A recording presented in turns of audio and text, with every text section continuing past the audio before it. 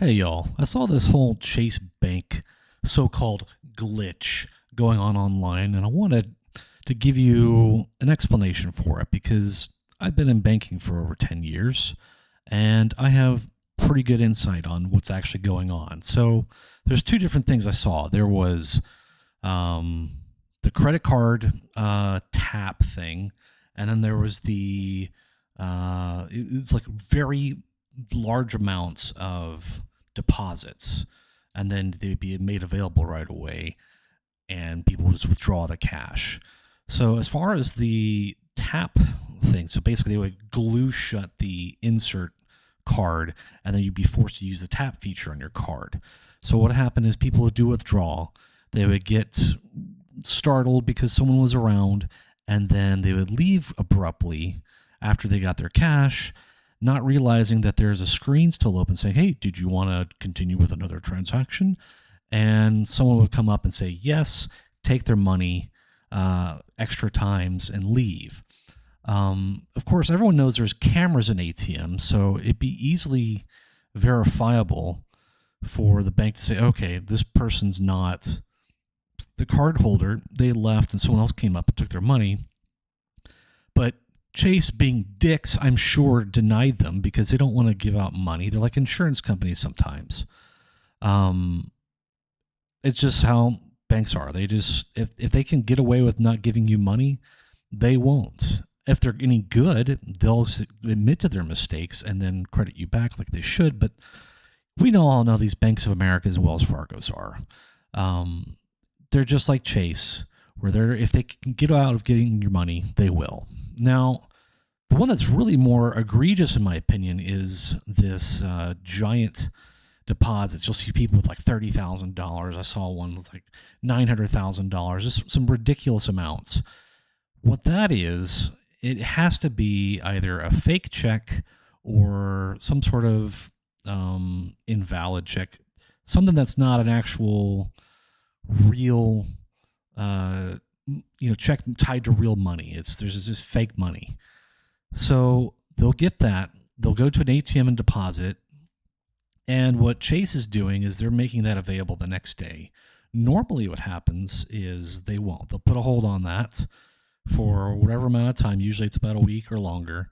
And then your funds will be available as they wait for the other bank to clear those funds. Now, the reason why this is happening probably is usually, like every bank I've ever been at, they have tiers for deposits. So you'll have, you just open a new account, you don't have very much clout with us, you're going to be on, tier one.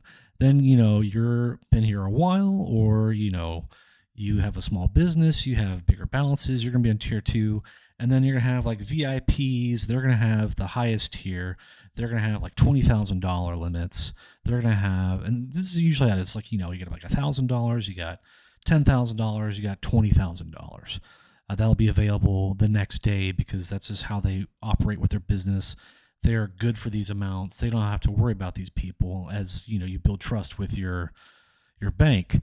I'm betting that these people, either one, Chase just has a higher tier limit by default, or they may be testing out new limits. I don't know, but for some reason, they allowed these limits to go super high when their balances can't support it. So I don't know if that's just something wrong with their system, or they weren't enforcing that for some reason. Something happened, though, and that should not ever happen because if you only carry $100 in your account, and you deposit a $10,000 check, that check's going on hold because this is completely out of normal for you. Even if it's a treasury check, for example, you can still put those on hold. They're subjected to different terms than a normal personal check would be, but there's still going to be a hold on that if we wanted to, especially when you're doing it through ATM, because ATMs have a higher likelihood of fraud. Now, here's the other part of this. I worked in the back office of banks as well, too, where anything in cash is highly scrutinized, especially if it's over $10,000 in cash.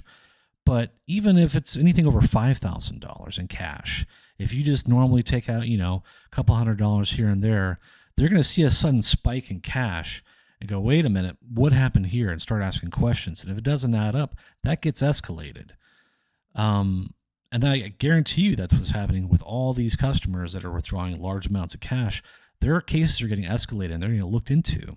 Now, what happens after these fake checks get deposited is the bank's going to contact the other bank that this. So I don't know if this is a Chase Bank that we're talking about that we deposited at, and the check is written off of Wells Fargo. Well, there's communication going through the bank. Says, hey, is this a real account? No. Okay. Well, we're going to have to reverse this transaction because it's fake.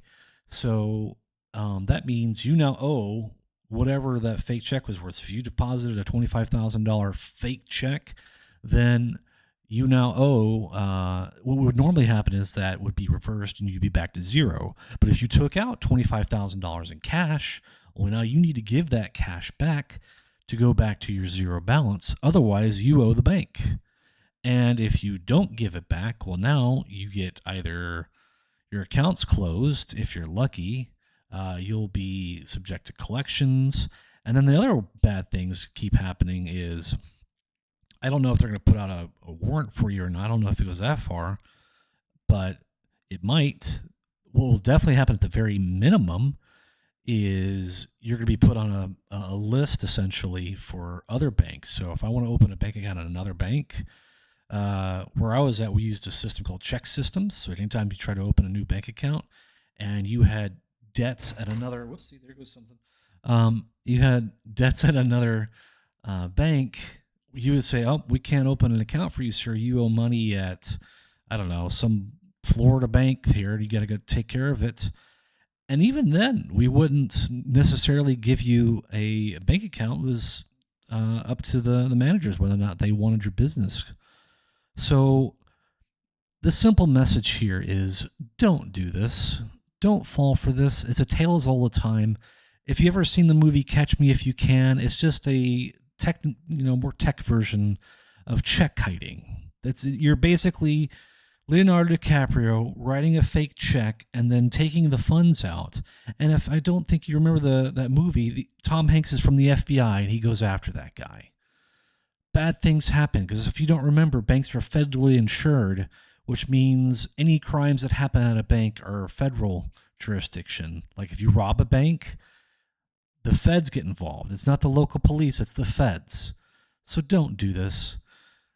Be smart. There's no such thing as a free meal ticket.